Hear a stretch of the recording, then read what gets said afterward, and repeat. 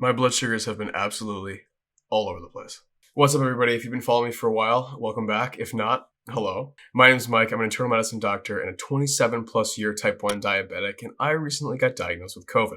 Now, I did challenge myself to make a new video every day, and as an aside, this is harder than I thought it was going to be. If there are other things in my COVID experience that you want to talk about or you want me to talk about, drop them in the comments. I'd love to talk about them. But enough of that, on to the good stuff. Today, I'm going to talk about diabetes, what we know about diabetes and COVID, and then what my experience with diabetes and COVID has been thus far. So, there's not a lot of tests done just on diabetics, on type 1s, type 2s, type 1.5s, or I would argue type 3s, but that's just me. But with 41.3 million positive tests, it kind of makes sense that there's going to be a handful of diabetics in there, especially considering diabetes is one of those big risk factors for severe COVID. So it seems like many of us diabetics have a date with either the vaccine or the virus, or in my case, both. So it makes sense I should talk about this a little bit. Briefly, today's day 7 for me of symptoms. I feel just as well as I have the past couple of days. Still, days 3 and 4 were definitely the worst. That's when I actually felt like I was crushed. I got the antibody infusion. I feel fine, no reactions to that. I don't feel any better than I did when I got it, but maybe that means that since I got it, I didn't get any worse. I don't know. I don't really care at this point. I know I got it. I feel fine now. The first big question that I saw is, are diabetics more likely to get the virus? I'm going to go ahead and say probably not, but there's caveats. First of all, if you're a well-controlled diabetic, maybe your A1C got out of hand a little while ago and now it's back to a relatively normal range, you probably don't have a higher chance of actually getting the virus.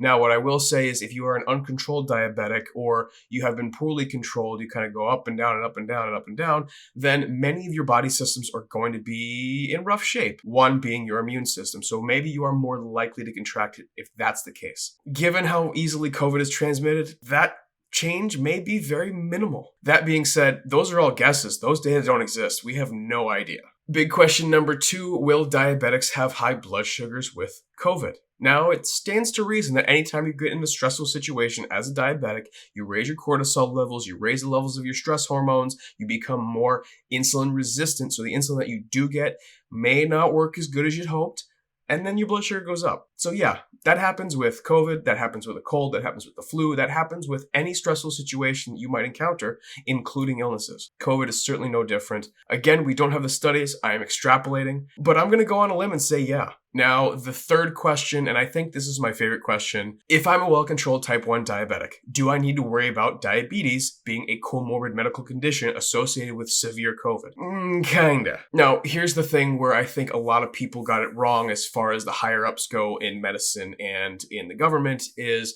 people are trying to tell you what you must and must not be afraid of. I don't think that's their job. I come from the school of thought where I want to give you everything that I know about everything in terms that you can understand so that you can make an informed decision about your own health, maybe taking into consideration what I have to say because I have the experience and the degrees and all that good stuff. But that's just me. So no, I'm not going to tell you that you must be afraid of X and you should not be afraid of Y. These are the statistics that we know. This is what we understand. If you don't fit in, you can choose to listen to it or not. I'll give you what I think, but it's gotta be what you think. Medicine's a team sport. It's not me telling you what you must do. It's us deciding doctor-patient or doctor-patient what is right for the patient. But like I said, it is my job to help you come up with a properly informed decision, not just some decision you found in the comment section of somebody's Facebook account. So my experience as a doctor and a diabetic with COVID, I don't consider myself at much higher risk. Now, I know I am struggling to control my blood sugars right now, and maybe you could guess that bad blood sugar control with COVID could lead to severe COVID down the line. Maybe. Again, don't have the numbers, don't have the studies. What I will say is I don't think having diabetes increased my risk. I don't think even being a doctor increased my risk. I got it, so it is what it is, but I don't think either of those two made me more likely than anybody else to get it. Like I said, there have been over 41.3 million positive tests. That's like 1 in 8 people in America. I don't know where it is for the world, I just looked at the US, but that's pretty common. As far as blood sugars go, I have noticed that my sugars are a lot harder to control. I need like 20% more insulin than I did before I got COVID. Now, this could be one of two things, and it's probably both. One is COVID. It's a virus. It's a stressor. My stress hormones are probably up. Didn't get my cortisol tested.